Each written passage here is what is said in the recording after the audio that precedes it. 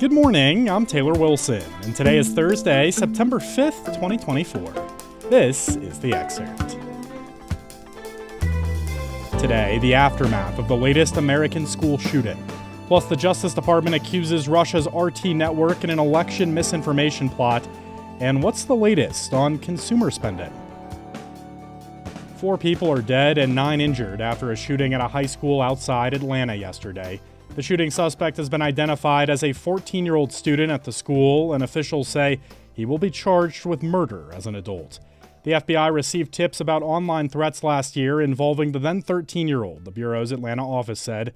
In May of 2023, the FBI's National Threat Operations Center got anonymous tips about online threats to commit a school shooting at an unidentified location.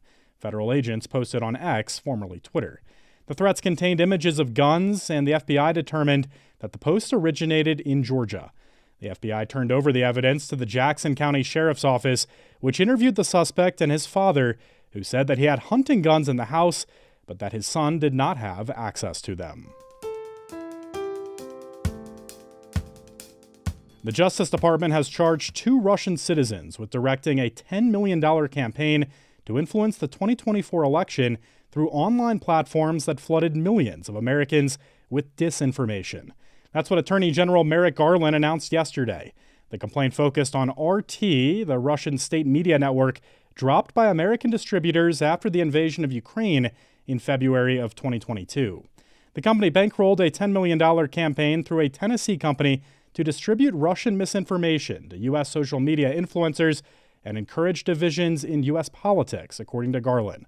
The department also seized 32 internet domains that Russians used to distribute misinformation about the election under a program called Doppelganger, Garland said.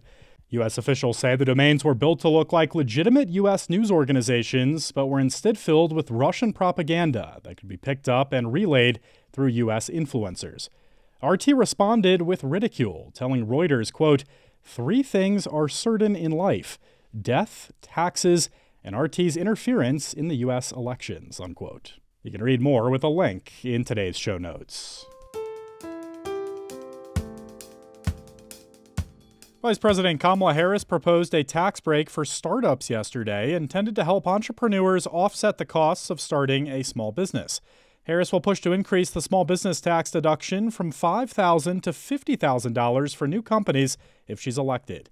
Harris yesterday also proposed a more modest increase to the capital gains tax rate than President Joe Biden unveiled in his budget earlier this year, marking one of the vice president's biggest policy departures from Biden.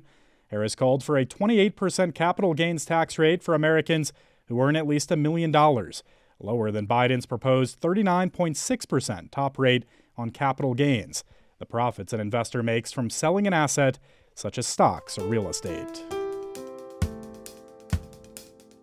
In a historic case, former President Donald Trump was charged with conspiracy to try to steal the 2020 election. He's been facing those charges for a little more than a year and appealed to the Supreme Court, saying that as a former president, he cannot be charged with anything in order to have a president be able to act freely while in office. He challenged the indictment all the way to the Supreme Court, and earlier this summer, the High Court ruled that he does have some immunity. Last month, Justice Department Special Counsel Jack Smith secured a new indictment against Trump in light of the Supreme Court's ruling. I caught up with USA Today Justice Department correspondent Bart Jansen for the latest and a look at what's at stake today in the case. Bart, thanks for hopping on. Thanks for having me.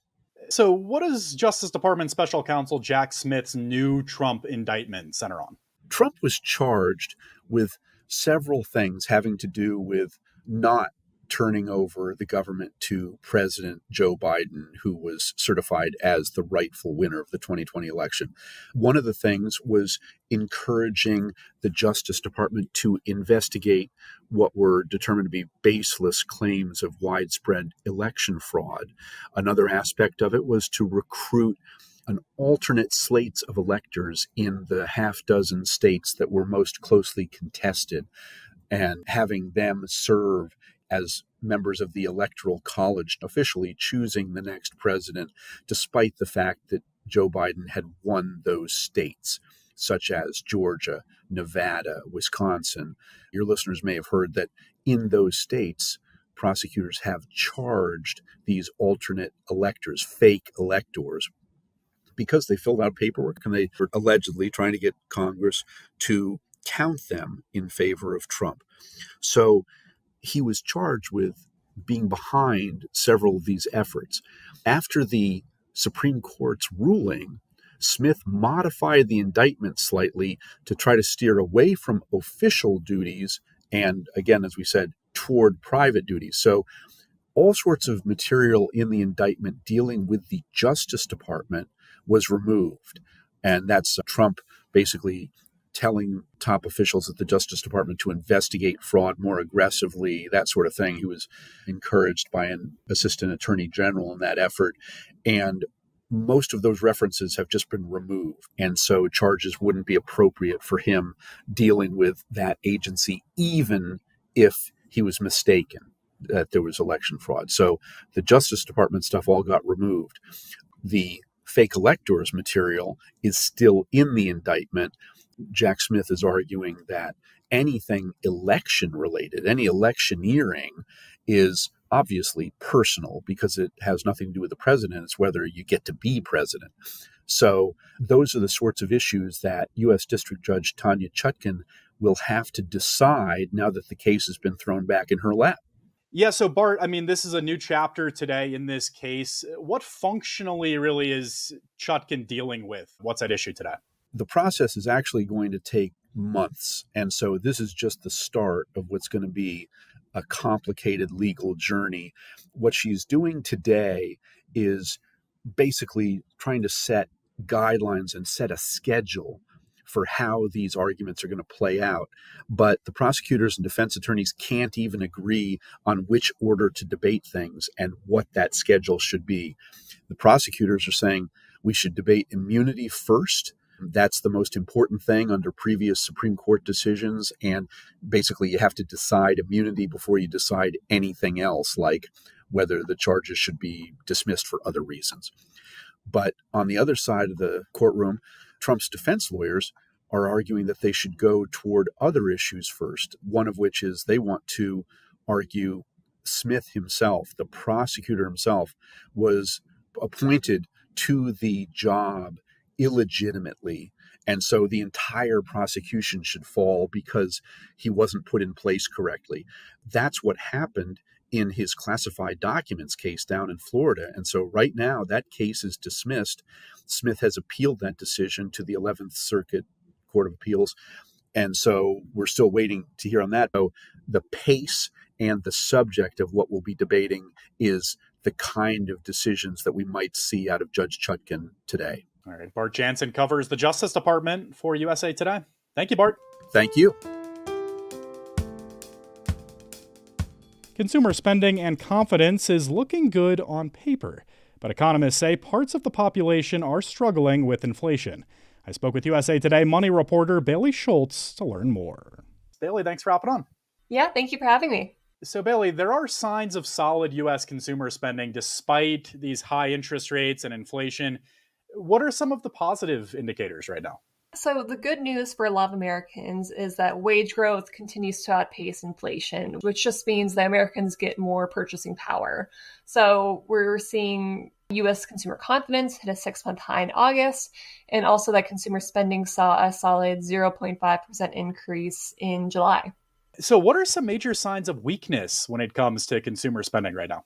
Yeah, so there are some signs that discretionary spending is low, credit card balances and delinquency rates are up, and then we're seeing data showing that a greater share of households are reporting trouble just putting enough food on table in recent days. So despite some positive data and numbers, there are also some signs that economists are pointing out as just a little bit concerning. You also wrote about dollar stores as part of this piece. What are we seeing really at bargain stores related to these signs of potential weakness? Just to list off a few recent examples, Dollar General last week said that it's seeing its core customer, a lot of whom are these low-income shoppers. They're just tightening their budgets, pulling back on buying basic necessities. Five Below also said that it's seeing its lower-income shoppers underperforming for them. And then we saw Dollar Tree, which is a company that runs the Family Dollar and Dollar Tree brands.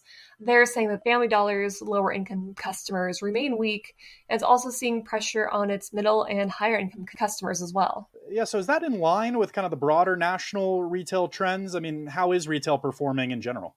Yeah, great question. And it's a bit of a mixed bag at this point. So, one retail analyst told me that part of the reason we're seeing stores like Dollar General struggling is because big box retailers like Target, Walmart are drawing in more customers by dropping their prices. And then we're seeing signs of other retailers like Target, Best Buy, which tend to cater toward more affluent customers. They're having some stronger reports in recent quarters. There's clearly a gap between the haves and have-nots. What are some of the driving factors here in this moment? Yeah, so I think everyone is familiar with inflation, no matter what level their income is. That's something they've likely felt and dealt with in recent years. But economists say that recovery is looking different for lower income Americans. So we know that lower income Americans are less likely to own stocks and are less likely to be homeowners, which are two areas that have really seen growth in bolstered household wealth in recent years. Meanwhile, if you're a renter, Zillow estimates the rent prices are up about 35% over the past 5 years. And so that's something that has really squeezed a lot of renters' budgets. Then there are signs of a cooling labor market, which is more pronounced in sectors with lower income workers like retail, hospitality. To end things on a positive note, though, one economist told me that if the labor market holds up and we see inflation continue to drop, that should help support spending across the board over the next few years. So hopefully there are better days ahead for the American consumer. All right, Bailey Schultz covers money for USA Today. Thank you, Bailey. Thank you very much. Using dating apps can be a frustrating process. Can dating boot camps make it easier to find a match? USA Today wellness, lifestyle, and entertainment reporter Charles Trepani has bravely experimented with some alternative matchmaking experiences and shares what he's learned with my colleague Dana Taylor. Tune into the excerpt later today at 4 p.m. Eastern Time, right here on this feed, to hear all the juicy details. And thanks for listening to the excerpt. You can get the podcast wherever you get your pods. And if you're on a smart speaker, just ask for the excerpt. I'm Taylor Wilson, and I'll be back tomorrow with more of the excerpt from USA Today.